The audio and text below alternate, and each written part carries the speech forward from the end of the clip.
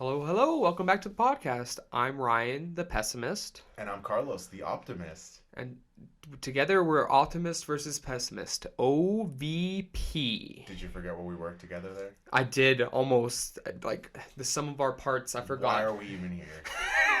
So today we're talking about Seven Samurai, I think, right? Oh my god. Right? Is that what we're talking about? That would be amazing. Oh, yeah. Did you see it? Yeah. Oh, I guess we could talk about it then. No. Okay, well, Unfortunately the reason I mentioned Akira Kurosawa's Seven Samurai is because we'll be talking about the Mandalorian episode 4 and 5. Chapter 4 Oh. and Chapter 5. What is with people in chapters? Why is that? Why do we do this nowadays? Weird. Weird, yeah. So yeah, we're talking about episode 4 and 5 today. Later, we're going to be talking about Final Space season 1 because you just finished it. I did. Okay, so and then after that, we'll be talking about very quickly about Knives Out and the Irishman. So look forward to that, guys. Let's talk about the Mandalorian, which sucks now. Yeah, okay. Kind of confirmed. So we started out on this path of like, oh, this is a good start, maybe a little shaky, but it's got room to grow. Yeah. Then the second episode was like, this is slightly better, so that's good, still not great, but got better. Yeah. And then it was all downhill. Well, see, for me, episode 3 is when it went all downhill. I can see where people were like, episode 3, they're like, oh, we're still hopeful, and then but then after seeing 4 and 5, there's I was still hopeful after 3 myself. Yeah, because after 4 and 5, there's no way. You'd have to have given up all hope of ever liking Star Wars ever again in your life. I think that's We're almost there. We're almost there as a fandom. I've been there for a while, so welcome. Okay, so episode 4. We're gonna go into both episodes kind of in detail here. So we begin episode 4. We open up on another random planet. So again, we're in the Outer Rim. So it's on purpose that there's no title cards or explanations of which planets they go to. Why? Within certain cases. I think the idea is that you're supposed to feel the isolation of that. You're supposed to feel, playing into that kind of Western vibe of like... Oh, like nameless towns? Nameless towns. Oh, okay. I kind of get it. I think that's a little... big concept and kind of unnecessary, but yeah, whatever they're doing, I guess. Okay, so we open up on this village, and I told you right away that it reminded me of the Baku, the village of people from Star Trek Insurrection. Ah, right, that's Star Trek. Gave me the same vibe, but with more blue, I think. Right. Okay, so that's the first problem. What are they farming, man? They farm the color blue, and then they sell it to the rest of the galaxy. Crystals, but then they also do it like rice. And there's like blue shrimp and stuff like that. There's a lot of blue. Yeah. If they were green, they'd probably die. Ooh. So then the Orokai come, right? Right. Okay, I kind of like this. I thought they looked cool, but they do. I mean, they're pretty much Orokai. Like, with no differences almost. I thought they were not Gorons. What are they? What are the things Jabba's palace is guarded by them? Gamorreans. Gamorreans. They look but like those are pig people. They kind of look like pig people a bit. These guys kind of. I just got the orc vibe so strong I couldn't get past it. Okay, so then it was kind of cool. Like, they have that classic like swampy kind of shadowy, smoky kind of shot where they come in silhouetted at first and then you see them. Yeah, but that's kind of cool. But I have a problem with the scene, but we'll talk about it later because like something is introduced later in that episode, which is like, why did they do it this way then? Okay, in this episode? Perfect. So yeah. So then after that, after we get a sense of their kind of daily life, and we're also introduced to the main lady and little girl combo that will be our biggest tether to this village. Which I didn't care. I did not care about. Absolutely not at all. Nope. And then we cut to Mandalorian arriving, and he's going to this village. No, he's not going to this village. No. He's going to a cantina because every single planet, regardless of the outer realm or anything, there's a cantina. There has Star to be. Wars in general. That bothers me so much. Why can't you haven't even read like the books and stuff? No, it's in every book. Why can't people just like walk across the street and just bump into somebody? Why does it always have to be a cantina? And that's even episode 5 too. We're jumping ahead a little bit, but that also cantina. Ugh. Mm-hmm. So he meets Gina Cortez. What's her name? Gina Carano. Gina Carano. Couldn't tell your character name. I know her last name is Dune, which is kind of interesting because the movie Dune. The character Kanan Jarrus, his real name is Caleb Dune. before he goes undercover. I don't know if there's any relation. I doubt it. I mean, I don't Just care. A lot of people have the same name in Star Wars, but Yeah. kind of cool, I guess. Yeah. So then he, like they okay. So then he sees. Actually, no. The cantina. Remember? Like I remember the bar lady. Yes. Okay. So there's this lady that is like the waitress and also owner maybe of the bar. I can tell. Yeah. Now, we've been running into this problem a lot with The Mandalorian. Certain episodes, and this could even go back all the way to episode 1. Yeah. They have these actors and characters that really take you out of the story in the show. It's like the dialogue itself is almost stilted, or they're stilting it themselves. It's hard to determine where the fault is there. Yeah, and that's one of the worst parts about it, is that it's not something that's blatantly obvious. It's not like it's a bad acting job, or it's strictly a bad script, or it's strictly bad camera work. It's a like weird combination of all of it. Yeah. So then, she delivers a lot of bad lines. Oh, thank you, sir. Yeah, she's kind of like overacting, and it's almost like the problem I imagine they would have had back in the 70s shooting Star Wars, where like the actors don't really believe the stuff that they're supposed to be saying. So I run this kind of cantina and some planet with blue? Okay. I guess I can do whatever. I guess that's money for me. I'll take it. So then they fight outside of the place for some reason. Right. It's like this thing where they spot each other, and at first, you don't know if they're gonna be against each other or whatever, and then we cut to him going outside of the bar because she left. Yeah. While he was talking to overactory bar lady. Yeah. The other character leaves.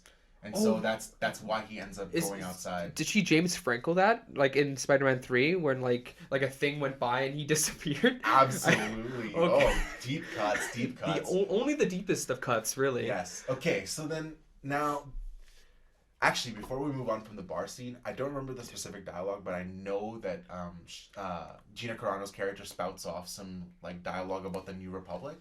Yeah. Like, she explains that she was a shock trooper for the Rebels, which we don't know what that means, but it's a sniper. Oh, she was for the Rebels? I thought she was a... No, she's a rebellion.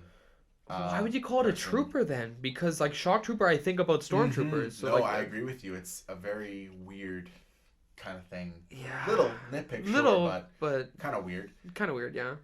And then, I liked her dialogue, and I will say, even though I don't think that she's the greatest, I was really worried about Gina Carano because she's been a terrible actress in most of the things she's been in. I thought she was the most serviceable in this that she's ever been. That being said, that's a very low bar. Exactly, yeah. Is that even a bar? Like, or is it a cantina? So it's always a cantina. It's always a cantina. So then we go outside and we're fighting. Now, what did you think of this fighting scene? Because I know you haven't been impressed with almost any of the fighting scenes. It was okay. I mean, like, the problem with the Mandalorian is that he has so many options at his disposal, and he uses almost none of it, and just continues to do hand-on-hand combat. And then, like, he tries to flamethrower, but, like, he starts from the side instead of starting, like, aiming at her, which is just ridiculous and weird. Yeah, so, like, meh. It's one of those weird things where it's, like, he has, like, all these little things he could be using, and he's not using them. And then we cut to Baby Yoda staring at them, and then I'm like, okay, so this episode really kind of hammers in Baby Yoda is cute, and we need to have him in there doing cute things so that we can sell it at some point. Oh yeah, and it's working. Yeah, no, it's blowing up I've seen products already be getting released. I'm like, it's gonna sell all the memes, all the Baby Yoda memes. It's catching like wildfire. Yeah, it is. It's definitely great marketing for the I don't care. I really always hate that. It always takes me out of stuff where it's like, I get it, like when they kind of do that kind of blatant kind of advertisement, it takes me out. Right, at least they're still not revealing anything about it. Yeah, you're right, which yay. I guess for now you wanted it. I thought you wanted that. I did, but at what cost, really? Because the quality is not there. So then they stop fighting. So we move on, and now it's about she tells him, get the hell out of here because this is my spot. Right, and only so again, this is a very clear evidence of the writing is very weird sometimes, where things aren't explained when they should be, or maybe they are explained but it's unclear. Yeah. They make a point of saying that only one of them can be on the planet, right? And we assume that it's because the guild is looking for them, and more than one would bring too much heat. but that's not necessarily clear in the dialogue. You kind of infer it after the fact. Yeah, but also I think you're like doing the writing for the writers themselves who didn't know of any way of getting the Mandalorian to try to leave this area. I mean, like, it's a whole planet. He could literally go to the other side to another cantina, and he'd be fine. So like I don't understand why she had to why there only could be one person there. That's always been kind of really weird in Star Wars too. Like going back to the IP, is that's a very common thing as well, where planets are treated like cities. Only one space or a city. Yeah, they're literally just a city. It is weird that they do that. I never really thought about that. They don't ever like acknowledge the fact that planets are huge. Yeah. And that you could hide on a planet for a long time. Exactly. So then he's getting ready to leave, and then these villagers show up and like, hey, we're getting attacked by the Ordokai. They want the One Ring. Can you help us out? He says no, and then for some reason he changes his mind. Now, can you explain why he changes his mind? Okay, so again, this is a case of doing the writing for the writers because it's very unclear. He says no initially to the village as a whole. Yeah. And then he's loading up his ship, getting ready to go. Yeah. And then I think you're supposed to infer that he stops and he thinks about, because he's been kind of thinking about this like throughout the episode as well. Yeah. That this is a good place maybe for Baby Yoda to stay. Was I thinking that? I wasn't thinking that. No, I think the character is supposed to be thinking that. Oh, okay. But then again, I'm inferring a lot of this. And so the thing about that's really confusing is that the Mandalorian character is very inconsistent with the way that he treats the child, or the way he, the things that he does in order to handle this kind of situation. At first he doesn't care what happens. At first he's very non-interested, non-committed. Yeah. But then he kind of slowly starts to gain an appreciation, and we're supposed to tie it to the whole foundling thing, right? Right. But even that, it's like, once I thought he made the turn, then he kind of goes back and does things that show he doesn't really care. Yeah. And it makes him, you pointed this out, where it undermines his intelligence to have him trying to leave this baby, even fully knowing who's after him. Yeah. How easy they're finding. You know what I mean? Yeah, his decision later in the episode to be like, this is a good place to have him there is idiotic, to say the least. Because they make a point of making the comment of like, oh, now that we've done this thing, we brought attention to this village. So now I think it's a good idea to leave the kid where we just put all this attention on in this village. It's ridiculous. Okay, so then this is another thing that confuses me about that scene where he says yes. Because like he says yes for not boarding, to live there. Room and board. Room and board, yeah. Mm-hmm. And then he somehow tries to convince the shock trooper to help, even though there's no reason for why she should help. Mm-hmm. And even her character makes a point of saying, like, this isn't enough money. Like, this is nothing. Yeah, and then he's already said that as well. And because they do it, she has to leave the planet. So, like, there was no good reason for her to have helped in any way, shape, or form. And it's almost like we're missing a scene of, like, him convincing her, or her having a reason to do this on her own. Well, see, they don't have the time because episodes are only 35 minutes. Right, or maybe they misuse a lot of the time that they have. They do. They want all the landscape shots, which I liked in the first couple episodes, but then after points like, oh, so this is it, huh? This is all you guys care about is these great landscape shots, and then story-wise, let's just kind of rush through it because we only have another 28 minutes or whatever. Right, so that whole scene is unclear. And also those two actors that played the two bumbling guys that come and convince him after the fact, they stuck out to me too, where it was weird. Like, one of them's from The Good Place, and he's not bad in The Good Place, but like other than that, yeah. Okay, and then after this the episode just becomes an episode of the Clone Wars series. Right, so in Clone Wars, I mean, I'm pretty sure that there's 3 solid examples of this kind of episode. And also Seven Samurai as well. So. Right. And I guess that's the point. The point is that it's supposed to harken back to the inspirations of Star Wars, but the problem is that we've done it so many times in other Star Wars media that it's unnecessary. Yeah, so it's like we don't even have to describe what happens. If you remember those episodes where clone troopers or Jedi have to come train a village and then they take on the people that are attacking them, you know the episode. You know what episode. It's that episode pretty much, yeah. So then the only thing I guess we can talk about then is it's revealed that these pig people have an ATST.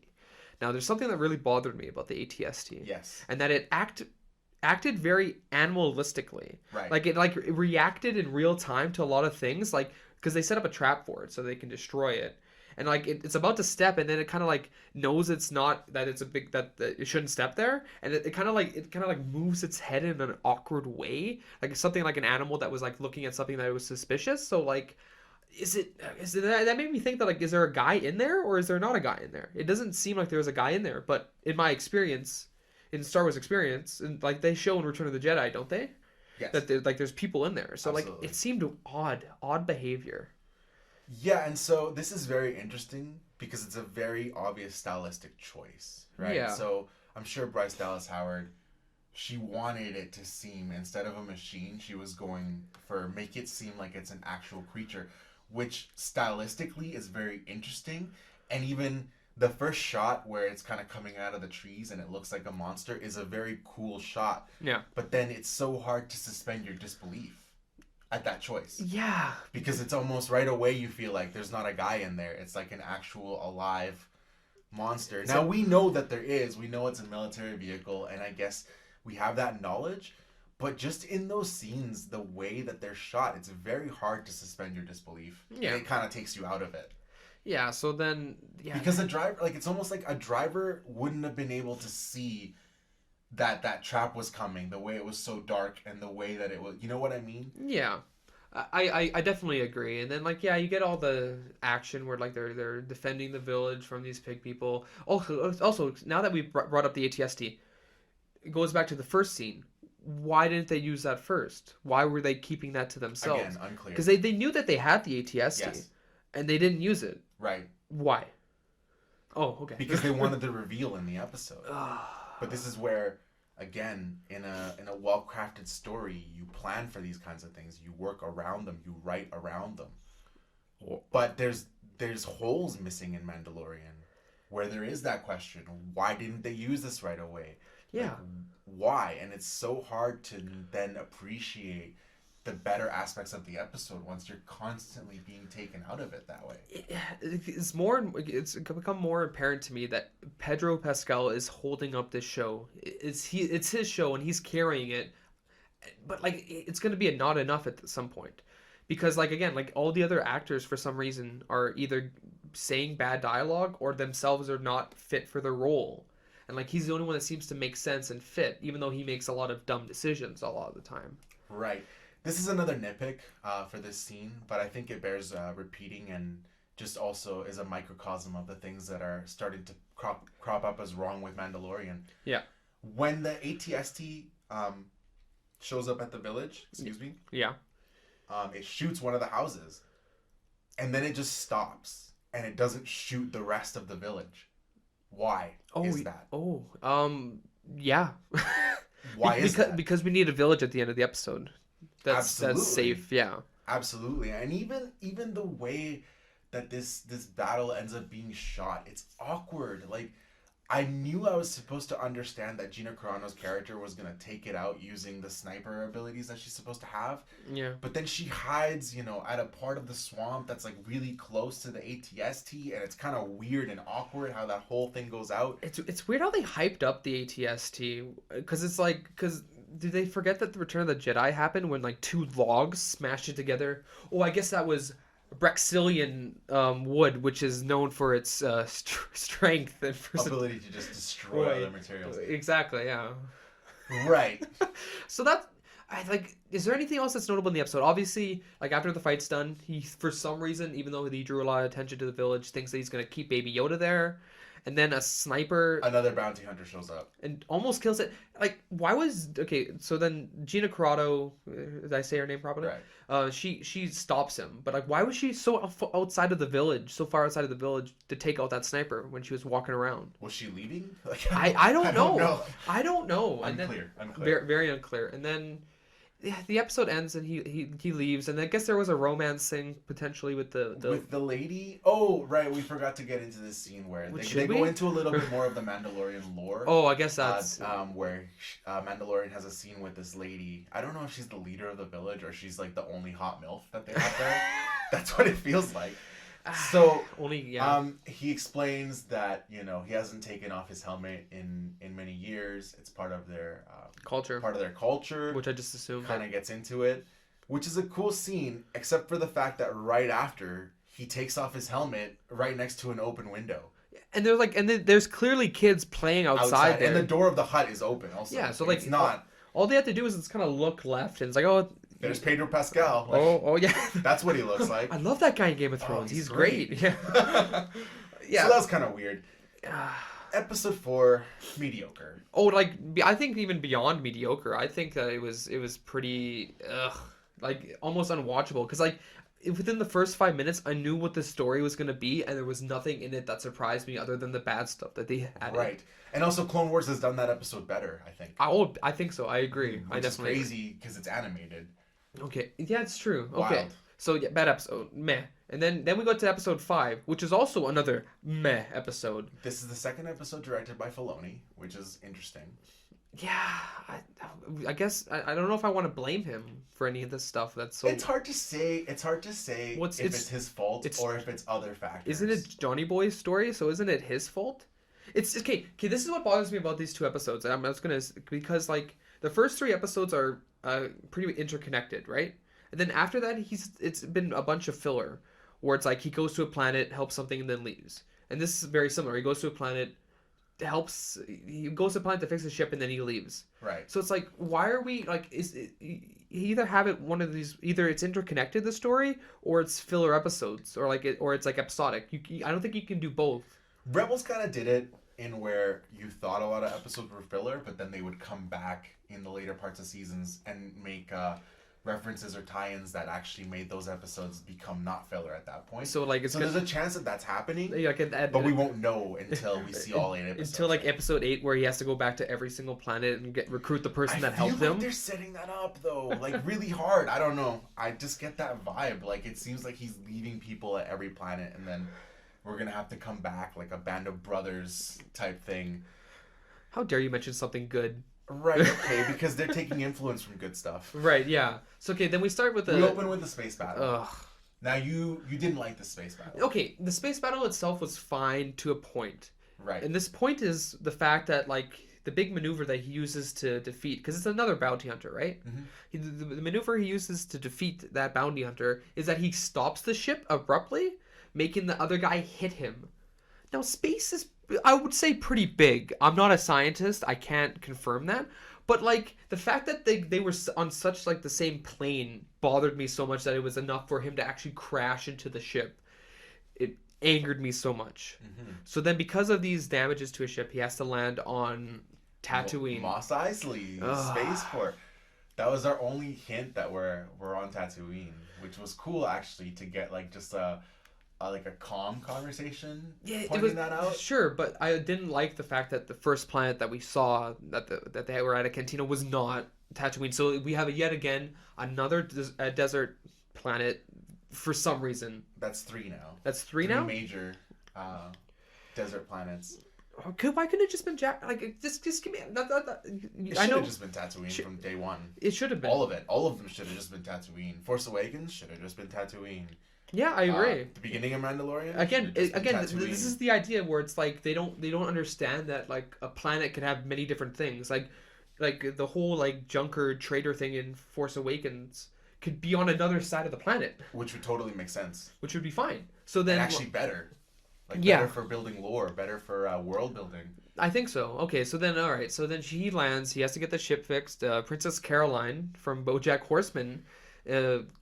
Cameos. I don't know if it's a cameo. She is the fixer, I guess, of the ships and such. Okay, so this is like a really great example of what we were talking about earlier, where people just stand out, and it seems a lot of the time that maybe they're miscast. Yeah. Or maybe they're badly directed or badly written or a combination of all these things. This is why I can't blame Filoni outright, because it's not just the direction. It's partially the script. It's partially the actor, like, hamming it up too much. But also, this doesn't fit. It did seem very out of place, yeah.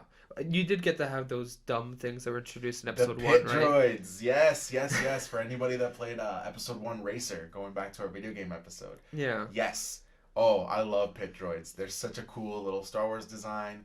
They're a good take on, like, making kind of a protocol droid, but not. They got a cool gimmick with hitting the nose to collapse them. I love pit droids. Also, actually, to go back a little bit, did you notice that it was like the same shot? But like when he flies over to Mos Eisley, it's like the same shot where Ben's talking to Luke and talking about the whole hive of scum and villainy. Did you notice that it was the exact same shot, just with a ship flying by it? Yeah. That was very impressive. I actually liked that, and that's the only thing I liked about the episode. And that's the problem too, is that there's a lot of good stuff in here. Like there's little moments that are really great would be great in other episodes, other shows. I didn't like how so like he doesn't have the money to pay her, obviously. So then he has to go to get work. Where do you go to get work, Carlos? Is there any? Where do you go? Chalmun's Cantina. Is that who owns it? It's actually named Chalmun's Cantina. Oh, that's canon. Okay, the but Mos Eisley Cantina. So we go to another cantina. That's the only place you can go get jobs in Star Wars. That's the only place you can get anything. You need to get groceries, go to the cantina. Like, I don't think there's any other employment that you can do, really. Before we move on, though, I gotta say, man, again, going back to how he's inconsistent in the way he treats the child. Yeah. It's weird that he didn't flat out tell her, hey, there's a baby on board my ship. Please watch him, make sure that he's okay. I guess he thought he'd be asleep for like 3 days. Yeah, however long the job was ever going to take. Yeah. It's so weird, man. And then, she takes care of it. And I guess this was one of those, like, she wants more money, so she's going to take care of this kid. But she's also a good, kind-hearted, motherly influence. Weird. So then, we get to the cantina. And we meet new Han Solo. I don't even want to... young Solo, even. Oh, worse young Solo. Discount Han Solo. He ruined... the episode was going to be meh regardless, but he ruined it. I hated his acting. There was something about him. I guess maybe that's what the character was supposed to be like, but it felt very Disney Channel original. Yeah. Like Hannah Montana. I almost did picture him with an earring. Did he have an earring? I feel like he might have. So then, he asks the droid who runs the bar if there's any non-guild work, and then he's... Oh, by the way, weird that there's a droid running that bar now, because remember that the guy that ran it was completely against droids in episode 4, but now he's been replaced by a droid. Where's my story on why that happened? Where's the canon book? Where's the tie-in? Get John Lucino. Get him out. Get out there and write that book for me. Is it? No, it's James Lucino. James Lucino. My bad. But so then John so then then he offers. Weirdly, he's like, you can have all the money. I just need to take out the... He wants to be in the Bounty Hunters Guild. And he needs to kill somebody in order to get it or something? He needs one successful job, I think. Okay. So then... Wait, but doesn't the Mandalorian have to convince him to go with him? The kid's trying to convince the Mandalorian because the kid sees that Mandalorian's experienced. Because he wears Mandalorian armor? He has. I guess everyone in this show assumes there's lore about Mandalorians. Maybe there's a lot of no one's actually seen Mandalorians, but they have a lot of history and lore behind them. I mean, I saw many of them in the Clone Wars and Star Wars Rebels. I mean, they're just everywhere. Right. So he has to. The whole episode is he has to team up with this guy to get this bounty in order to get the money so that he can pay for the ship. That's pretty much the episode, right? Mm-hmm. Right. So then, there's a speeder bike chase, right? Oh, actually, wait, no. Okay, so the speeder bike thing happens, right? So they're on speeder bikes. They're going to. She's going to the sea, the dune, beyond the Dune Sea. Now, this is another instance of the Mandalorian being written to be made really look stupid. Yeah. He leads this kid right to the house or the hangar of the lady character. Oh, right, yeah. And then that comes back later in the episode, and it's why would you do that? Don't you know what kind of people you're dealing with? Why wouldn't you... there's a lot of little things like that start to add up over time. Okay, right. So then before they get... So he goes to tell her... Why does he go back to his ship to grab his, sniper or something? Grab his supplies, and then they... I think he goes to grab supplies or to tell her that he found work, but whatever reason he goes there, he shouldn't have gone there. He shouldn't have told... that puts it at risk. Should have just met him back at the cantina. Absolutely. Okay, so speeder bikes now. I love speeder bikes. Speeder bikes are one of the coolest Star Wars things ever. They're up there with the Falcon. They're up there with one of the most unsafe things I've ever seen in my life. But you would totally want to ride it, wouldn't you? Not through the forest moon of Endor. No, I can't believe that they thought that was a good idea. Well, Luke and Leia have Jedi senses. But actually, those scout troopers were doing it. Never mind. Yeah, exactly, yeah. So then, okay. back to Mandalorian. So they're cool. They're cool, but too much in this episode. Sure. Yes. Oh yeah. Too much. So then the Mandalorian does something stupid here. This really bothers me. Okay, so they find what are they called? That creature, like that dewback. Dewback. They find that dewback and it has a body attached to it. The Mandalorian, having experience and all, he's like, I'm gonna go check it out. Why? Why would you check it out? That's obviously not her. That's obviously set up there so that whoever goes there, she can snipe. Yeah. And guess what happens? He goes there and he gets sniped. Like, how can you say that you're like a practice bounty hunter when you make like if I was a rookie, I'm like, why am I following this guy? He's making these dumb mistakes. That's a thing that's very inconsistent because I remember actually I was talking about this with my brother-in-law, and early on, like after the first couple episodes, he did make the point. What if we don't know this guy's station yet? What if he's not supposed to be badass yet? What if he's still learning? But it's very inconsistent throughout the show. Sometimes it seems like he's very experienced. Other times it seems like he's a novice. Yeah. You can't have both. Also, I think we need to actually install counter because right before the Mandalorian gets taken out by a sniper, the guy gets behind her and he captures her. So it's like, again, needs to be saved all the time. Ridiculous. So then 4 out of 5, and you could even say 5 out of 5 if you look at one episode from a certain point of view. He still needed to get saved, but because Ben Kenobi said it when he was sitting on a log. Right, but that's another thing too. That whole dewback and Tusken Raider / Sand People scene. Yeah. Was just a redo of the episode 4 scene where Luke looks at them through the binoculars and then they pop up right beside. Like, you don't need to be that overt with it. That's too much. Oh, right, yeah, I forgot they talked to a Tusken Raider. Did you have something to say about that? Right, I did have something to say. So, okay, Tusken Raiders, the lore has changed. I guess it's changed between New Canon and EU. I'm not sure what the New Canon stuff around them is, but in the EU, basically what it was that they were once a society that was very technologically advanced, almost like the most advanced society of their time, whenever that might have been. Yeah. And it all kind of comes crashing down on them.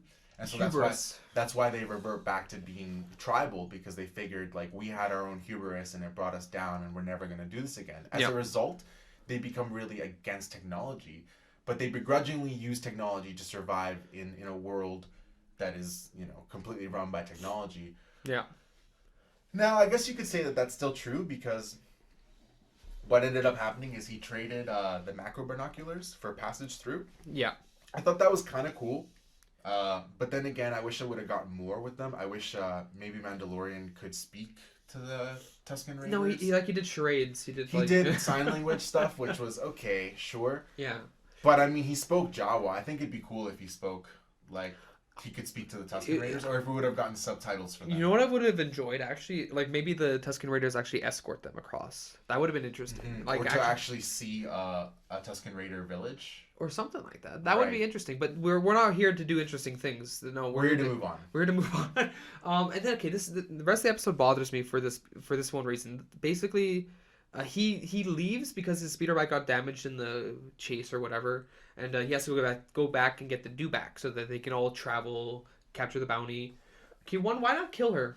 They could just kill her and then don't have to worry about keeping her alive or anything. I guess bounties are worth more if they're alive. Sure, but it's not about it's not about the money for him though, right? He could because it's all about the reputation. But it is for the Mandalorian. Yeah, but how much money does he need? It seems to me the Mandalorian just wants enough to pay for the ship and leave. That's not I don't think, because like he was not short by that much. Right. Because he did give her money. Right. Okay, so then this is what bothers me. Is that like the rest of the episode plays out under the assumption that he's the Mandalorian that did that thing. Like there's no evidence to show that he's the Mandalorian is the one that got kicked out of the guild and did this and that and that. So I don't like that. Like the rest of the episode, like he kills her, goes to the ship, all under the assumption that he's the Mandalorian. Like he's willing to betray him on that assumption, and that's it. When instead of like he's risking it all for this one thing, even though he has the thing that he needs in order to be in the guild. You know what I mean? Right. And I mean, it's so funny too, because that whole scene, I thought the kid was finally winning me over when he takes out the target instead of, teaming up with her, how it looked like they were setting it up. But then, then it just goes downhill from there. I mean, Okay, so then what ends up happening is this kid decides to betray Mandalorian because, like you say, they assume that it's the same Mandalorian that the whole guild is looking for that has the baby Yoda. And even the characters in the show say that it is an assumption, but they base it on, like, okay, we don't see a lot of Mandalorians, so this must be the guy. Well, no, another thing, because, like, okay, so the Mandalorian shows up with the dewback, and he realizes that he's not there, but the woman's there. Why does no one take her corpse with them? I thought that was super weird, too. Like, it's ridiculous. Okay, so is it like Red Dead Redemption, where all you have to do is stand by the corpse for a little bit, and then you get the credit for the kill? Like... I don't know, because then, like, okay, so then he goes to where the Mandalorian dumbly showed him where his ship was to capture the baby Yoda and the old lady, I guess. Right, and it's almost a good scene if the kid acted better. Yeah, there's something about his acting that really bothered me. 'Cause, like, I read the description of the episode, it made me feel like, oh, the Mandalorian's gonna kind of like groom this kid or something like that, and then like the episode's gonna leave with them both departing ways, and then the kid will have learned something. It almost would have been better if it would have gone that route. It would have been, yeah, but no. Instead, he tries to double cross him, and then he gets shot, and that's it. At the end. He gets taken out. And then we have like dinner with the same technique, by the way, that he should have already known about, because it's the same technique that they used to get closer to the target at first. Oh right, remember yes. The flashbang thing that he teaches him how to do. Right. That's how he takes him out at the end of the episode. It's like, come on, guy. It's symmetry. So. It's like poetry. It rhymes. Okay. Yeah. Great. And then like, okay, so then he paid. Where did he get the money? Did he? No, he didn't bring in the corpse. I'm guessing he turned in the bounty because he stopped at the corpse for a little bit. Maybe he got proof that she was dead. Okay, because I'm really confused by that. I'm assuming that's where he got paid from. Okay, no, but like, okay, that's what you'd assume, right? Mm-hmm. But then, like, when the episode ends, it shows like a person walking up to the corpse. Is that supposed to be him? You know what I mean? Like at the end of the episode. I think that's supposed to be a new player. But then why? But he left the corpse there then, obviously. So then how did he get the money? Maybe he just cut a little bit of her hair or something. I don't know. Because it's not even. This is where we're talking about the writing being so inconsistent, man. Because that's like something that you should iron out. Like you should make the point of showing how he proves that this bounty's dead. Sure, you can say that he doesn't have to take the body, but make us see like. Maybe he took something off of her that only she would have on her, like or anything. Or maybe he took money off of her. I guess I don't know. It's all weird that it's all up in the air. But also it brings up so many more questions. Like if he is out of the guild, how can he collect on a guild job? Does he just need the puck? Who does he actually go collect it to? Like, you know what I mean? Yeah, I know what you mean. Just like, okay, with the tracking fobs, remember when we were talking about the first initial episodes, I thought it was so cool how they were going into the bounty hunter stuff. But then they don't really continue to go into it. Well, because he leaves it. I don't understand how those tracking fobs work, and it's kind of getting frustrating, because if it's something that's in the baby, wouldn't Mandalorian know about it and take it out and not be followed anymore? Is it by blood? Then why aren't we told that? So like I don't know. Like so then I have no hopes now for the Mandalorian. Like these 2 episodes have kind of like killed any kind of hope I had for the show to be good, just because now we've like discarded the interconnected story and have had filler episodes since then, and it would be weird if they try to go back to being interconnected again. And we only have 3 episodes left now. Yes, sir. For first season. I feel like we've wasted so much time trying to tell this story that could be told in like 2 sentences. He finds a bounty, decides to keep it, and raise it for himself. That's it. That's all we have, and it's been 5 episodes, and there hasn't been anything new and enlightening that. Again, this would be okay, maybe if the episodes were a little longer. Well, because when you have these short run times, the way that they seem to be wasting time is kind of ridiculous. Yeah. So, all right. Well, I think with that, now we're gonna take a break, and we'll be back with Final Space, Season 1. Okay, and we're back. We're back, and we're talking about Final Space Season 1 now. Carlos, this is the first time watching it, right? This is. What is your thoughts? Well, okay. So, just a blanket statement. I love the show. Mm-hmm. I love this kind of style of the animated show that tackles, heavier themes, more adult themes. Yeah. It's not on the same level of a BoJack Horseman. And it's not even on the same level as the classics, like your Futuramas or Simpsons while it was good, or what have you. So what? 5 years, five seasons of The Simpsons. Right. We don't need to get into that now, but you know exactly what I'm talking about. Yeah. But I think it's almost to that level. Okay. Which makes it worth a watch. Which is funny because I've been avoiding this show. Like it always kind of comes up on my Netflix queue. Yeah. And it's always just the thing you scroll past. You're like, Futurama Light. Okay, who cares? Like that's kind of like the vibe you get just from first impressions. But then when you actually watch the show, I mean, the writing is very impressive, very surprising, very clever, and well thought out in places where you wouldn't think it would be. Okay. So very, very impressed with the overall kind of show. Okay, so I'm just gonna give you a couple of background information on the creator. Now, the creator is Olan Rogers. He was, I think, he was in university, and I think he was part of a sketch group during university. And then I think they also went on to YouTube, and then I don't know what happened. He then decided to go on a solo career on YouTube. And I think the pilot was actually also released on YouTube. So he kind of started off as a sketch artist guy, YouTuber. So then that's where Final Space was born. Now, the overarching, for the first season, the overarching story is basically there's this guy named Gary, right? He was serving a 5-year sentence. He's just about finished it. And he encounters an interesting being called that he names Mooncake. And then basically the rest of the series is kind of resolving this mystery, finding out what that is, and then what Final Space is. We have this villain called the Commander. No, Lord Commander? Supreme Lord Commander? Isn't that Supreme Leader? I think Leader? it's just Lord Commander. I think you're thinking of Supreme Leader Snoke. Oh, let's never think about that again. But so that's the overarching story. Like more characters are introduced throughout the series, and it kind of builds to this big climactic ending of the season 1. Where everything's kind of comes together, and then it kind of leaves on it ends on a huge downer. It gets kind of really depressing. But it's a great hook for the second season. It really is. Having not seen the second season, I will say I do want to know what happens next, and I like that it can go there. It's very Empire Strikes Back. Ooh, yeah. At the end there. I definitely agree. So, I feel... I'm curious on what your thoughts on this was. I kind of feel like Final Space is similar to BoJack Horseman in that it takes a few episodes, but not for the same reason as BoJack. Because the way that the reason it takes a couple episodes is because it kind of introduces itself as one of those kind of standard kind of comedy adult cartoon shows. Whereas I think you need a couple episodes for Final Space because you need to kind of understand the humor, and Gary needs to kind of grow on you. Because I think when you're first introduced to Gary, he's kind of annoying. And I think that would kind of stop people immediately from watching it. It's like, oh, if the main character's annoying, I can't handle this for the rest of the show. But I think he becomes more endearing. Now, do you agree, or do you think, or did you like him off the top? I agree 100%. I think off the top, he was very annoying. Yeah. I like that kind of character, so I didn't have a big problem getting into the show for that reason. But I can definitely see where I would even say a majority of people would be very put off, especially if the comedy doesn't hit right away.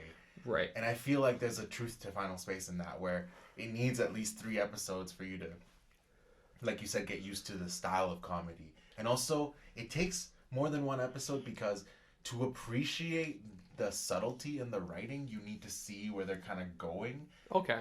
Right? And so I feel like you're absolutely right, where I would even say like maybe 3 to 5, that kind of classic. Wow. But I will say also that once you do, it's definitely worth it. Now, I heard you had something to say about the animation style. Oh, I love it. I love how it's very targeted towards kids, in that it's very colorful, very bubbly kind of animation. Okay. But also, I just love the fluidity and how they use it. So the shots that stand out to mind for me is anytime that they're in space, anytime that we're seeing any kind of celestial body, whether it be another planet or asteroids, for example, anything that moves, jetpacks, anything that moves has a certain fluidity that's almost like water. Okay. Where it just feels so natural and visceral, and also almost it goes into a very psychedelic kind of realm when you're dealing with a lot of like planets and right. things like a nebula, for example, or things like that. So that really caught me by surprise because I feel like at first you're seeing this animation, okay, it's more geared towards children on purpose. It's that more colorful on purpose. But Yeah. then it really surprises you with the fluidity like that because it's really beautiful when it happens. Like I have one complaint in terms of animation, and that's only for the actual opening title screen. I felt like that was like a first edition, like first try at one, because like the animation, like everything looks weird, like it was like a first render, like the first time they were trying to do it. I agree. The second season, I feel it has a much better kind of opening title kind of thing. So like that's my only complaint about the animation because I do agree it does look great. It has a lot of great like I know we were talking about that a lot with the Mandalorian that they have a lot of vistas shots, like a lot of like landscapes. I think this does it just as well, if not better, than the Mandalorian. But speaking of animation, I think I really also like the music. I feel like they're like it's not stuff that you've heard before. Like a lot of these artists, a lot of these music that he's using, I've never heard it before, and he kind of sticks to like an alternative. Is that the word? Yes, Yeah, sir. he sticks to alternative. Like, and there's one a standout artist who I really like. Her name is Shelby Mary. I actually got one of her albums on Spotify. I really like her music. It is kind of more of a depressing alternative music, but I really like it. I really like his music choice because is really out there and it encapsulates it goes really well with the animation. It kind of captures the moment. Like if you want to feel sad, you feel sad. You want to feel happy, you feel happy. I agree with that. And not only is the selection great, but what you just alluded to, right? How it's used. Yeah. The moments where it's used. The way it feels like this was selected specifically for this moment and it's perfect. Yeah. That's when we talk about music becoming a character in a show versus just being a backdrop or an extra. You know, you actually would feel it missing if it wasn't there. It adds to the story. It adds to it almost even adds to the character work a lot of the time. Oh yeah, I can definitely see that for sure, for sure. You also, what is your thoughts on the opening bit? Because each episode is kind of like a countdown, and there's like a little interaction between our main character Gary and Hugh, which is the AI who controls the ship that he's imprisoned on. Right. So right away, actually, it's funny. When I was watching the show, the first 3 episodes, I wasn't really sure what was going on. Right. It's hard to catch on to it at first if you're not paying like really close attention. But what it is that the character starts the show stranded in space every episode. We don't know why. We don't know what's happened. But every episode is a subsequent minute of oxygen that he has left. Yeah. Which I thought was such a clever way to bookend the series. Also, just to start the episodes. Just a really unique kind of take on almost starting at the end and working your way backwards in a way. Right. I really enjoyed that. So like, you've already alluded to the fact like there's all these like little kind of hints throughout the series. So you think that the show has a lot of rewatchability? Like Absolutely, and it's not even just in the writing, but it's in a lot of subtle things too. Like going back to the animation, there's a lot of callbacks even in the animation itself. You get a lot of Futurama vibes from it a lot of the time. Okay. I saw some. Actually, this is crazy, but anyone from the '90s, I don't know if you remember a show called Reboot. I certainly do. Yeah. There's, sure. you know, the way that a lot of robots in reboots, the kind of eye that they had, like their eyes, Mm-hmm. I feel like Kevin has an eye like that, like a very reboot kind of eye. I never thought about it that way. And I don't know if anyone knows exactly what I'm talking about, but also though, I mean the way that the ship is laid out is very alien.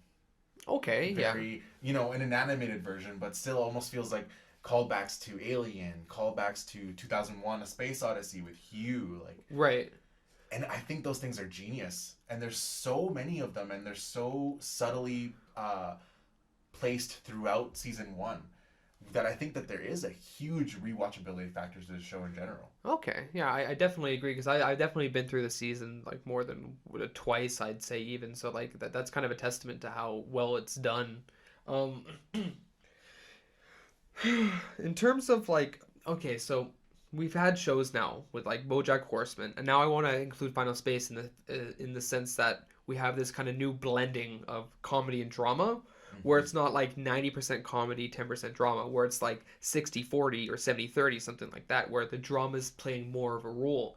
Do you feel like that's going to be is like the new trajectory for adult cartoon shows in general? I think it has to be now. I think so. I I don't think you can go back. I also agree. I think anything that comes out after this, if it tries to kind of go back to the adult, just strictly comedy, it's gonna lose out on the market. The problem is we've had that, and we still have that. Yeah. I mean, we still have Simpsons. We still have Family Guy. Yeah. There's still things that are being made new continuously. For some reason, fall into those categories. Yeah. And I think as a majority of people, as people consuming media, I think we're past that. We're tired of that. We want something more sophisticated. I think BoJack Horseman is a milestone in terms of that kind of blending of the drama and comedy and the subject matter that you can touch in an animated show. I know it's not the first one to do it, not by far, but it is probably the best one to do it. Yeah, well, it's the first one that really embrace dramedy. It's the first one that really have it like almost 50-50, where it's like this is going to be half funny, half really serious stuff we're dealing with here. Where it's like Futurama, we'd have the odd episode here or there. And like Family Guy, there's like nothing in terms of that kind of stuff. So like, yeah, I do feel like with Final Space, having that kind of more story-oriented for like weekly things, all connected, interconnected story, as well as drama, that we're really... I think we've set the stage for like rest of the cartoon shows that are coming out now. So I'll put it this way: I don't think I personally would watch an animated show that wasn't done like this anymore. Yeah, because there's so much content to watch in general that you almost can't waste your time on anything less than this. Okay, so who is your favorite character? We have a ton of different characters. I think my favorite is Gary. Really? Oh, yes. I mean, that's I know it's obvious, but we spend the most time with him. And I feel like once he endears himself to you, the show really does a great job of just making that hit home. Yeah, I think even like in the first episode, like there's a circumstance where it's like, okay, you need to abandon Mooncake in order to survive, and he's like, I'm not doing that. I'm gonna risk it. I don't care if there's only 1% chance of me surviving. I'm gonna do this. I really like that kind of... He has that characteristic. I really like it. He gets along with people. He tries his best to befriend everybody, and he's such a likable person, even though he is kind of annoying. But like, again, that adds to his character. I think I really enjoy Gary, but I think my favorite character would have to be Hugh, because Hugh has that kind of lack of emotion. Like he's a straight man, like we've talked about before. Right. He's like the ultimate. Burgess in Brooklyn. Exactly. He's like the ultimate straight man, and like he's unintentionally funny. He works very well with Gary. Actually, I think everybody works really well with Gary. That's probably another reason why, because like he kind of brings out the best out of everybody. I agree. What do you think about the recurring bit where like they have like the pursed lips and like the wind that comes out of nowhere? I love that bit. I appreciate almost all their recurring bits, actually. I think you said specifically like the cookie one. Yes, with Kevin. Now Gary's always trying to get cookies as a reward for things, because there's a case of cookies that's just kind of like, it even has a backlight to it. Yeah. Right, and Kevin can just go in there and grab as many cookies as he wants. Kevin's a robot, by the way, so he can't actually even eat. He just smashes it into his metal, and it just crumbles around him. It's hilarious. Every time it has me just laughing. Speaking of Kevin, because now I'm going to move over to like least favorite characters. I don't like Kevin. I think Kevin only works in response to like Gary's reactions to him, because the whole point of Kevin, he's a robot, he's an AI that's designed to keep people from going insane. Right, he's supposed to be like a buddy bot. Yeah, because there's no one else on the ship, it's just Gary. So like he's supposed to be the best buddies, and Gary just can't stand him. So anytime like there's any kind of interaction, like Gary's just like pushing him out of the way and just yelling at him. It's some of my favorite stuff actually in the show, and I think it's great. But like Kevin as a character is incredibly annoying, and I don't like him because of that. Right, I think what endeared me to him was the episode where he goes to fix the ship anyways. Right. Even though really he doesn't have to, and also everybody kind of just ditches him. Yeah. And is kind of using him also, but he still does the hero thing. But I completely understand where that character can be very annoying. I feel like it's very Charles Boyle in the same way that if you fall wrong on the side of Kevin, it might affect how you view the overall first season. Right. And it might affect it really negatively enough for you to say maybe this isn't a good show, because it is very grating if you're not down with that comedy. Okay, that's true. Is it? Do you have a least favorite character? Because I don't know. I kind of feel like the cast itself is solid, but there might be a weak link other than Kevin for me. Is there somebody like that for you? You know what? Not enough to where I want to make it a point. There are weaker characters. Like maybe Avocado's son is not that Little Kato? little Kato, but I don't hate him. I still like him. He also, to be fair, has the least amount of development, the Yeah. least amount of time in development. I guess Quinn could rub you the wrong way in a very kind of like overpowering like. I guess, but like I think they think they soften that a lot when she watches like the thing with the all the videos that Gary Right, posted and they do for that her. right away too. They don't let her sit in that like higher, like mightier than thou attitude for very long. I think she only really gets like 1 or 2 episodes where she's like that, and then right away we get to that scene where she endears herself to Gary by watching all these videos. Yeah, I definitely agree. I definitely agree. I think all the characters work well. There's also Tribor, who is just a weird guy, just a weird guy. But no, I don't have a least favorite character. There's nothing that stands out to me as a really bad character. I can't. Yeah. Were you heartbroken? This is gonna be spoilers here. Were you heartbroken about Avocado? Yeah. That came out of nowhere. So Yeah, basically, it came out of nowhere. Avocado was a mercenary who was hired to try to get back Mooncake, Right. who then befriends Gary, and then they become best buds. And then He's also a cat man. He's a I feel like yeah. That's very important. Van Trexian, I think, is what their species is called. Ooh, wow! You know the names. I know the names because this isn't Star Wars, so Oh, you I mean actually like the names are actually worth learning? yeah, I actually care. That's the thing. So then yeah, like there's an episode where they're trying to get back his son Locato because the Lord Commander has him, and then like they do it, but Lord Commander is able to like put a mine on him.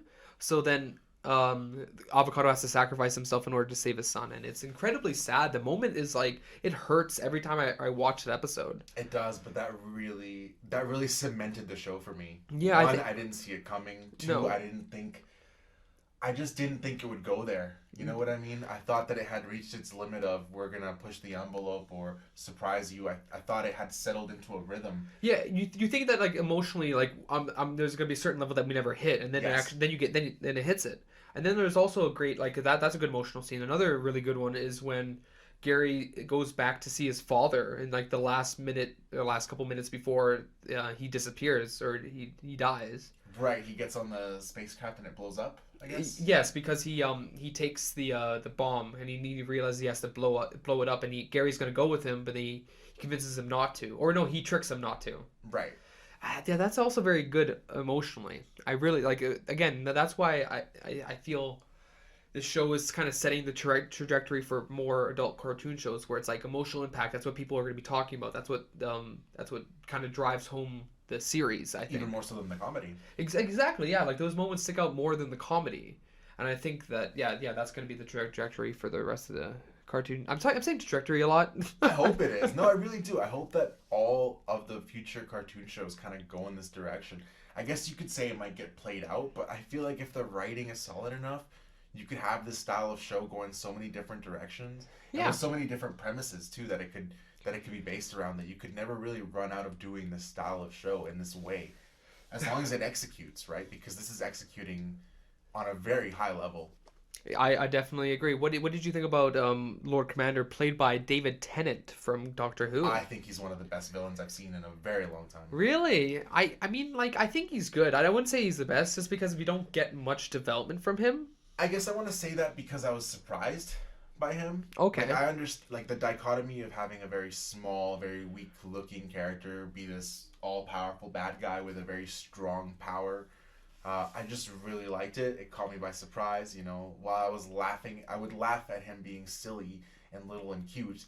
But then, you know, sometimes, like, for example, the first time that the Lord Commander goes to see a member of the 12, Yeah. and he does what he does, you know, when he makes the eyes explode. Oh, yeah. Things like that. I mean, that's terrifying. And you do Yeah. get those moments of fear with him. And, like, going back and forth, again, works to the genius of the show. Yeah. You laugh at him for being silly, but then in the next scene, you're terrified of him because he's doing a terrible thing. I definitely agree. So, are you excited for season 2? I know that you've heard... Okay, so our producer was mentioning that there's a certain kind of character shift with Hugh specifically. I don't know what that is yet, but I'm very afraid because one of the things with Hugh I appreciated the most is that he starts out the series not really being on Gary's side. Right. Now, this shift happens very quick, but there is a shift. There's a character arc for Hugh there where he starts to endear himself to Gary, and then once he does, he's more on his side. And I really love that because by the end, he's helping him 100%. There's no holding back. There's no, even to the point of maybe not necessarily following all the rules, which was really refreshing. And I just love that character. I love that it's a take on a good Hal, pretty much. Okay, yeah. And I don't want that to get tarnished. So you do know. You've seen... I have definitely seen season 2. So Yes. without spoilers, what do you think, what do you think that change really is? And do you think it's detrimental to the show? Or is it something that you can just get past? Change with Hugh? Yes. I personally didn't like it. But I think it's more like Hugh doesn't play as he doesn't play as much of a primary role as he does in season 1. Oh, interesting. So it's easier to ignore that kind of stuff with him because he's not the main driving, not that he wasn't that he was the main driving force, but he was involved more heavily in the plot, whereas now he's kind of taking more of a back seat. We have other things going on. We have more characters and stuff like that. So I it's noticeable. But like it's not enough to break the show. There's other things that might break the show for you because I don't want to kind of give away my own thoughts on season 2 because I think we should have a discussion about that when you watch it. I will watch it. Okay. I will watch it. So, but then for now, regrettably. So for now, what would you give season 1 if you had to rate it? I think I'm gonna go a solid 8 out of 10 for me. Okay, I think that's a fair rating. What about yourself? Ooh. I was sitting at like for season 1 only. I'd maybe even bump it up to 8.5. I really felt like the emotional impact was there, and then who's the optimist now? Oh my God. Oh no! I have to rethink the entire thing now. Optimist versus optimist. Yeah, we haven't really committed to that gimmick just yet. Not yet, because we haven't found something that we're divisive on yet. That's the problem. We're working on it. Jeez. Okay, so all right. So that was Final Space season 1. We're gonna move on to now what we're watching. Now, apparently you don't watch things, so I'm gonna be talking about things that I've watched. The first thing I went and saw was a movie called Knives Out by a very, let's just say, infamous director who known as Rian Johnson. Mr. Episode 8 himself. Okay, so a little bit of background on Rian Johnson and me right now, just to color this conversation. I was huge on this guy. When Looper came out, I thought that was one of the best sci-fi movies that we had in a while at that point. Like maybe in like 5 years before that or even more. Now, maybe I was drinking the Kool-Aid a little bit on that movie. But I still think it's a good movie. It's well made. It has a good story. It's very well directed. So and people do talk about Brick a lot. Yes. His other movie that he made before he kind of got a big shot. Yeah. So this guy, I was very excited when he was announced for episode 8. I thought he was gonna, do an Empire without doing Empire, and I was hyped up. And I kept telling Ryan, it's gonna be so good. It's gonna be so good. Just look at Looper. And then it wasn't. I love being right all the time. And then I hated it. I love it. It's great. It's great. So, Knives Out is the latest Rian Johnson film. Yes. Basically, it's a whodunit kind of film. Right. So it's Clue.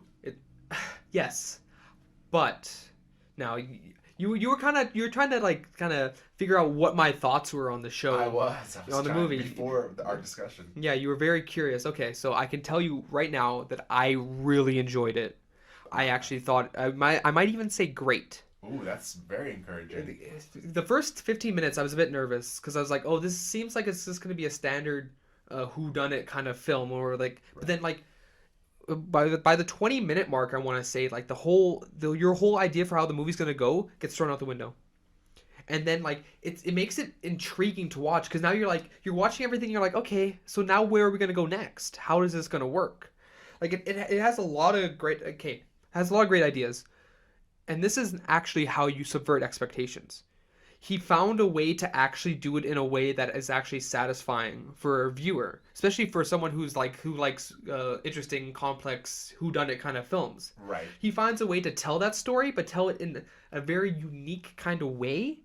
Man, it almost felt like he planned out everything. Like the cast members, he specifically picked these people because to subvert expectations in some capacity. I'm not going to explain how, because like even talking about this is kind of spoiling it, because I feel like you need to kind of go in raw without knowing anything, because you get to kind of have that experience of like, wow, I can't believe that just happened. What do we do next? Well, that's very encouraging, and it really proves the point that execution is everything. Yes. Subvert the expectations in one movie, execute it wrong, and you get Last Jedi. Yeah. Do the same in this movie, but execute it well, and you get a great movie out of it. Now, that's a great transition. This is an ensemble piece. This is a big cast of well-known names, and they're all playing what I assume to be, assassin or killer characters or people who might have done it. Who stands out to you out of the cast? Who are the standouts? Ooh, that's tough. Okay, unfairly, actually, answering this is actually is gonna spoil something, because it's okay. I'll Daniel Craig, in terms of like the main cast, like the big cast. Yes. Daniel Craig does, because he does a Kentucky accent. Oh, and I was very intrigued by it. So I hung on to every word, because I'm like, this is such an interesting accent. I expected like Quantum of Solace to come out of his mouth, but no, he does his Kentucky accent. So I think he really stands out, and he's not even one of the main kind of like part of the family characters. He's kind of like an outside detective who got hired in by somebody. We don't know who hired him. Ooh. So like there's another kind of side to the mystery. So like answering that question is really hard. Because I feel like the characters themselves are subverting expectations, because I don't know if I want to spoil this. Right, maybe you don't need to, but I will actually, coming off of that point, I've heard and seen a lot of people saying that this should be up for Best Ensemble in terms of an Oscar. Would you say that it reaches that level? I'm going to go with no. And this is my reason. Actually, I do have a couple negatives about the movie that really kind of bothered me. And actually, it is because I feel like some of the characters, we like you said, it's an ensemble cast. We have a huge cast. I feel like some of the characters are barely used at all. They're like, there's that young boy, like the young man. Yes. Barely any screen time, barely any dialogue. Like I feel like all like the kid characters themselves are like kind of the weakest links. Mm-hmm. And almost going like 47 Ronin on it a little bit. In what way? Like, remember that skull guy? He looked cool on the posters. Oh, yeah. He's like barely in the movie. Oh, yeah, I remember that. Yeah. Sorry, terrible reference. Yeah, Nobody saw that movie. So, like, yeah, I feel like some of the characters are underutilized, but again, it works for the story. There's a reason why these characters are being underutilized, yes. But still, it did bother me. And there's also another thing. I feel like he kind of dates himself in this movie. Because a lot of the dialogue, a lot of the discussions, they're like on like current topic things. Like, say for instance, the young boy I'm talking about, like he's supposed to represent all the people who gave him crap for The Last Jedi. Like he's like a troll alt-right wing kind of person. And like there's another girl, like the one from 13 Reasons Why. Yes. That she's on the opposite spectrum, where she's like a social justice warrior kind of person, like where like clever. Very clever. Kind of, but like I feel like it dates itself by having these kind of things that are current right now, but like in 20 years when you're watching it, you're like, what did that mean? What is like, you know what I mean?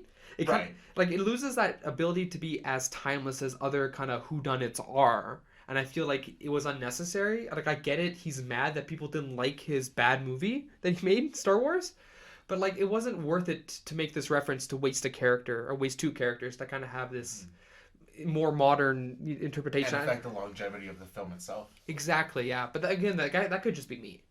So like yeah, so I really thoroughly enjoyed it. I think everyone should go see it, especially if they like kind of like the whodunit kind of films. They want to see something different. I recommend it. Okay, so two more questions. One, yeah. Is it set up for a sequel, or is it a one and done? Oh, it's 100% one and done. Oh, that's very refreshing. It is. If I saw a sequel, I'd be so upset. Number two, do you have a rating out of 10, sir? I do. I think I'd have to give it a solid 8 out of 10. That's really exciting. Which might not mean anything, because I gave The Mandalorian an 8 out of 10, which I'm now very much reconsidering. But like, yeah, it's definitely a solid film, and I had a lot of fun watching it. And I think a lot of people will too. So definitely check it out. It was also nice to see kind of Chris Evans not be Captain America. Right. Because like there's like a one scene where like he's just pointing at people, like, eat shit, you eat shit, you eat shit. I And think like, that's in the trailer. Yeah. yeah, it's in the trailer. Yeah, and I'm like, it's so nice to hear Satisfying. you. Yeah, exactly. Yeah. I mean, a lot of people forget that he was kind of for a long time kind of typecast as like a dick or a dickish character. He does look it though, like because his character is kind of like that Going in back this. to like Scott Pilgrim even. Oh yeah, he's one of the boyfriends. He's the skater guy. Yeah. I love that movie. Total dick. I love that movie. Yeah, so like definitely 8 out of 10 recommend it. I also, because apparently I had a whole day, I watched The Irishman. Oh. Watched The Irishman because at first I was like, oh, it's gonna be 3 hours. No, it was 3.5 hours. So it's like it is long. That was my day, and actually, because like that's like when people when there's long movies, that's always a criticism, like, oh, it's too long. But okay, that's my okay. I'm not gonna talk about what's great about it because I think you guys know Martin Scorsese knows how to make a gangster film. It follows those ones, and it's weird that people are like, "Oh, this isn't really a gangster film." Actually, somebody told me that, and I watched it. I'm like, "This is pretty much a gangster film." There's no if, ands, or buts about it. It's a gangster film. So he's really good at making them. It's very similar to kind of Goodfellas kind of feel because it's based on a true story and it kind of follows a similar kind of trajectory. Right. And like, I will say though, so like I'm going to talk about the negatives because everything that's good about it, because it's a Martin Scorsese film. Absolutely. Directed well, written well, all the actors are great and utilized well. So everything's great. Now let's talk about the negatives about the film. I did think it was too long, but not by much. I think like the last 20 minutes, so I think the 3 hours is justifiable, but then the last 20 minutes, I feel like they kind of there wasn't any kind of good natural conclusion in there was a natural conclusion 20 minutes before the film decided to end. So it that's always brutal. It is always weird because I kind of felt like Prisoners is another one of those films where like it felt like it was just a little too long, where like we could have ended this a little bit. There's a spot you could have ended it. It kind of like reminds me of Lord of the Rings, where there's multiple endings, where it's like there's a time you could have ended it, but you just keep going for some reason. Keep fading back in. Weird. Exactly. So like I definitely felt that it was a little like not even that much longer. It was just 20 minutes too long, because the whole premise of The Irishman is it follows the life of the Irishman. Is his nickname? He worked for the mafia, and it kind of and his relation to Jimmy Hoffa, who was famous for disappearing at some point and knowing what happened to him.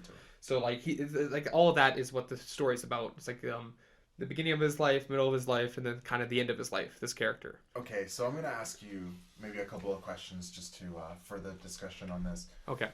Now you said that a lot of the things that are generally good in Martin Scorsese movies are good. Yeah. The performances. Now, I will say, I feel like a big part of this movie is the fact that these character actors are coming back together. Your De Niro's, your Pacino's, your Pesci's. Yeah. Now, do you think that if it wasn't those actors in those roles, this movie's still worth watching? Because I feel like a lot of people are hanging just on that. It's Martin Scorsese. It's these people coming back to work together. Well, it's like he's resting on his own laurels, kind of. Maybe. So I want you to try and think very strongly about this. If it was just no-name kind of actors in these roles doing, let's say they were able to pull off similar performances, do you think the movie can stand on its own merit outside of the people that are involved? Ooh, that is really tough. I never thought about it like that. Because I don't know. I don't think I can detach Martin Scorsese or any of the actors from it and kind of give you an answer that would be satisfactory. Like I want to say, yes, but I don't know. Like a lot of it is because these actors are so good. They're able to say this dialogue so well. Like I don't know if I can divorce both those ideas. So I don't know. The other thing, the other biggest point of contention I've seen is people are still really split about de-aging stuff. So I've heard some people say that it's great in Irishman. I've heard some people say that it's not, that it takes them out of it, that his eyes don't look right. How did you fall on the de-aging stuff? I was on the it didn't work that well. And it's not necessarily that it didn't look right. It's just that actually I have a note about it here. Let me just check really quickly here. It's that the problem was that they couldn't they couldn't de-age them enough. Whereas like there's like a couple of scenes where like Joe Pesci's like the mentor character to Robert De Niro, and like he'll call him kid. I'm like, he looks like he's in his 50s. Why are you calling him kid? Like they couldn't de-age them enough where like it looked right, because like I think there's like a scene where like it looks like Robert De Niro is like he's in his 60s, but he's supposed to be in his like mid 40s, if that. So like it didn't work very well, and also like I felt, even though I've read through and seen that people they kind of like had coaches on like having them act younger than they actually are in real life. I don't think it got to that point, because I could tell that I'm like, oh, it's just like there's a scene where Robert De Niro is beating up somebody, and I can tell I'm like, oh, he looks really old trying to beat up this guy. It looks like an old man trying to beat up like a 20-year-old. It looks so wrong. So I think that like the de-aging effect, it looks good, but like they couldn't de-age them enough, and that they couldn't kind of make them act younger than they were right. I mean, supposed there's to just portray. a lot of things you can't hide. Nick Fury had the same problem in Captain Marvel, where you can de-age the face to a great extent now, and it looks, they've almost gotten rid, almost 100% of the uncanny valley, but when they move, you can see it. Yeah. Whenever they move. And I don't know if that's something that can even be improved, at least not yet. Yeah, because people are talking about, I think even like Martin Scorsese's like, well, this might be without now it's gonna be the de-aging effect, and we're not gonna use makeup anymore. I don't think that's the case yet. I think that makeup, it still has more value. I think it still does. I think there's still a little bit of the de-aging that looks unnatural. Maybe it's very minuscule to what it was. I mean, we've come a long way from Jeff Bridges in Tron Legacy.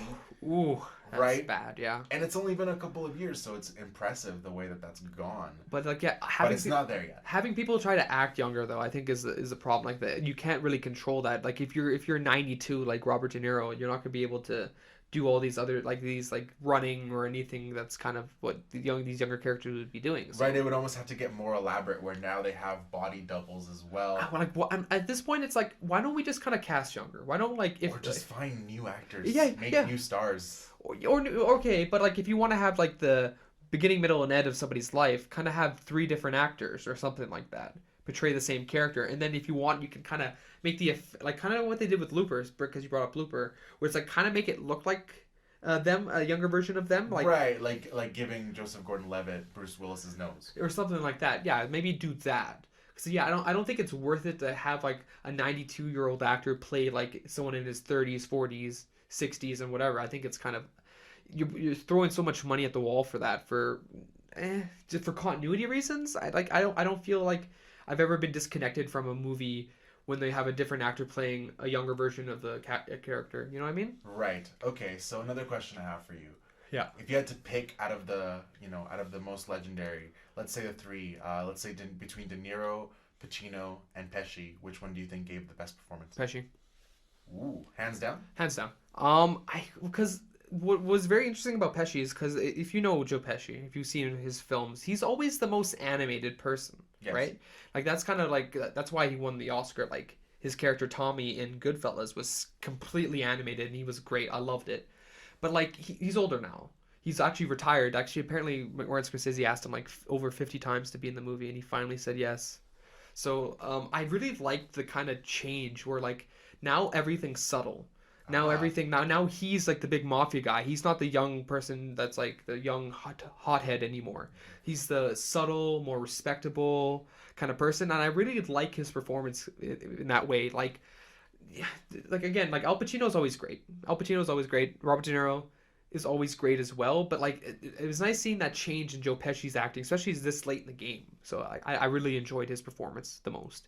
Actually, talking about performances, I do have another kind of thing, another problem. Yes. I think this is probably one of Martin Scorsese's weakest leading actors in a film. Not leading characters in a film.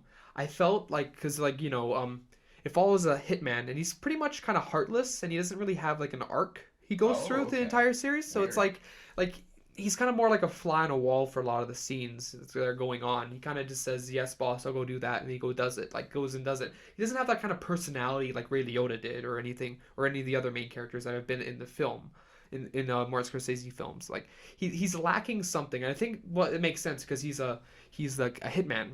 he kills a bunch of people throughout the entire film. So there has to be that kind of detachment, but that's not as interesting to watch in a film, like as a main character. You know what I mean? Yeah, it falls flat a little bit. A little bit. Like I liked Robert De Niro. I liked his performance, but like as a leading character, it's weird to say the least. You know what I mean? Like it's really weird. I don't know. Other thing. Actually, these things aren't necessarily negatives. They're just kind of things I noticed that are kind of different from his other mafia films. I kind of felt like there was the conversations kind of felt more real. It kind of felt like more conversational. Like a lot of characters will repeat a lot of the same things, and they'll kind of stutter a lot more. So like the dialogue definitely felt like almost like they recorded it word for word on how these people actually talked. And like there's a lot of repeated conversations, which might be kind of like unappealing for somebody listening to it, but it does feel real. So I like that. Also, anytime there's like an assassination, quick and to the point. It isn't like glamorized or isn't like huge close-ups. It's literally usually like a character getting someone else's attention, bam, bam, walk away, and then it's it. Usually flat shot. And I really like that. There's a coldness to it that I think we're kind of not in the older films. A lot of it's more dramatized in like, say, for instance, Goodfellas. So I really liked that. And that's kind of pretty much all my points. Is there anything else you want to know about The Irishman? I do. I wanted to ask you about the pacing. Now, you said that the last 20 minutes you felt could have been taken out. Yes. And that there was a better, more natural ending point. Yeah. Did you feel that throughout the film, though? Do you feel that there was a lot that could have been taken out throughout? Or is it just relegated to the last 20 minutes? I was thoroughly engaged throughout. Like, I actually paused it halfway through to go make coffee, and I didn't even realize I was an hour and 45 minutes through. So like So it doesn't feel its runtime. No, it doesn't, because like you're very engaged in the story and where things are going that like you kind of forget about the time, kind of like with Wolf of Wall Street. So like I wasn't the time wasn't a big issue for me. Only at the last like 20 minutes I'm like, are we still going here? Why? What's the point of this? Would you say it's as good as Goodfellas? I can't say that for sure, because I don't know if it's the time I saw Goodfellas or if it's the movie itself, but like I don't feel like there's anything that can be as good as Goodfellas anymore in terms of mafia movies. Right. It's really tough because like I really enjoyed it, but like yeah, there is something missing. There's something missing in this that it's not on the same level as Goodfellas to me. Mm-hmm. What about the music? Anything to say about the music? It's serviceable. Yeah, it's serviceable. Nothing that stood out. Yeah. Meh. All right, so finally, out of 10, what do we got here? I'm gonna give it a solid 8.5 out of 10. So a bit better than Knives Out, just because Martin Scorsese just does everything so well. He chooses great screenplays. He chooses great actors. His direction is always great. Like, yeah, it's definitely worth watching if you have a whole day to watch it. So it's better than Silence. Oh yeah, I forgot that he made Silence. Oh right, thanks for bringing that up. Oh my god, one of the hardest sit-throughs ever. The first 20 minutes of that was the hardest thing ever. A podcast for another time. Another day. Well, I think that kind of brings us to the end of the podcast today. Yes, sir. So thanks for watching or listening, I guess. You can follow me on Instagram at Notorious2099, on Twitter at The Brown Nerd. You can follow Ryan's YouTube channel at Glass Half Empty. Please do. We'd really appreciate it, guys. All right.